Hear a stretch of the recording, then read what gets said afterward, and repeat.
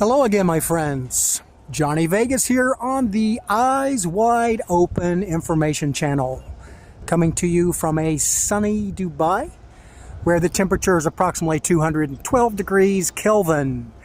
So hope everybody's doing good and staying happy, because that's kind of our objective right now, right? So let's talk a little bit about my observations in some different countries on the current viral situation. So in November, December, I was still living in China, in Guangdong, in the southern part of China. And as a people lover, I made many friends there. I love music, go out dancing and singing. I'm a crazy KTV guy. And I can dance 5 or 6 hours straight without even sitting down. So everybody in the city really knew me, any of the night goers anyway, and met some fantastic people, lots of businessmen. If I was there by myself, I was only by myself for a short period of time, because they would invite me to their tables, and sometimes twice actually, some guys brought a box of 24 beers and set beside my table. I mean, that's pretty amazing. So China, you know, a lot of people say things about China that are not so positive because they maybe don't know, or maybe in business or something had a bad experience. But I'll make another video just on China pretty soon. But yeah, a good experience. But when it came to this virus situation, because I was there as it was just getting started, and my dear friends who are all very intelligent people, business owners and organized employees, and purchasing, selling, etc., they turned into like scared little kitty cats. And I was quite amazed at that, because I was trying to share with them that of course we don't want to get sick, of course we don't like viruses, we don't like sickness in any form, but at the same time, this is a flu. You know, it's a bad flu. It's does some pretty substantial what is it, the cytokines and that in the lungs and the alveoli and stuff. We don't know what all we can believe. There's different types of news that comes out, so we kind of have to figure out, what do we think makes sense. If I said that it's just a simple flu, there would be a group of people that would want to fight that. If I said, oh, this is the end of the world, this is catastrophic, this is right up there with the Black Death and Ebola, then of course a lot of people would laugh at that.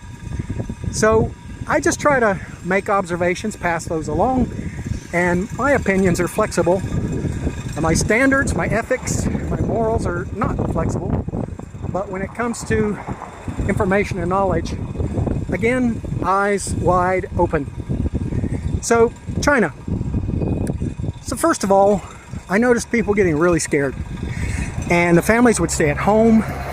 As the social creature that I am, I was very lonely, stuck in my apartment 24/7.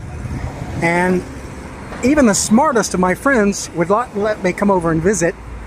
A couple of them actually made me feel better. They said, we'd love to have you over, but my wife, she just won't let anybody come in the house.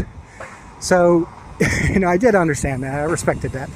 And at first I wasn't a mask wearing person. I was like, if I'm going to hang out, you know, side by side with a ton of people and we're all sneezing and coughing on each other, yeah, of course. But then out of respect for others, I started wearing one because it was just the right thing to do. So anyway, as the town started shutting down and all the restaurants and music places and everything, it became a little difficult, you know, to enjoy life, but we did our best. And I kept telling people that, you know, don't be so scared, you know, just use common sense, wash your hands, etc. You know, obviously just be normal. But as things started closing down, I was like, this is getting fishy. Something doesn't seem to be right.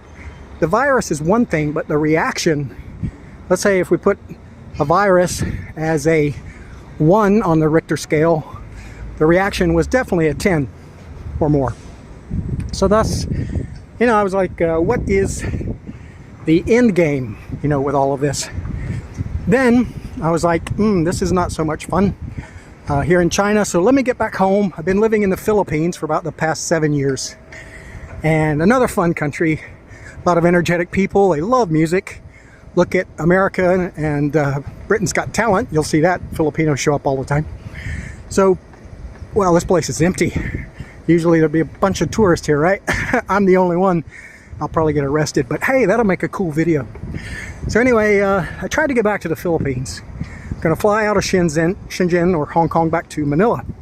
So I got a ticket, Shenzhen to Manila, and that was Sunday. I started headed to the airport, and then as I was checking the news, Mr. Duterte said, this virus thing's pretty scary, so we're going to shut down the whole airport, and nobody is allowed to come to the Philippines.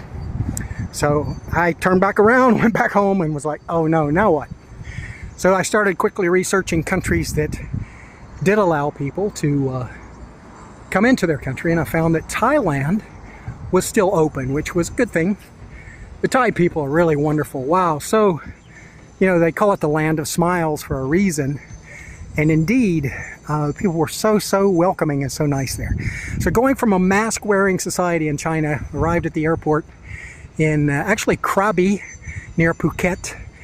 And a billionaire friend of mine from Korea invited me to come there to help him on an event. So I actually had a purpose for going there, which was awesome. And then I was there for actually 5 weeks, because I had to wait there at least 2 weeks, 14 days, in order to be able to enter the Philippines, you know, the gestation period, incubation period.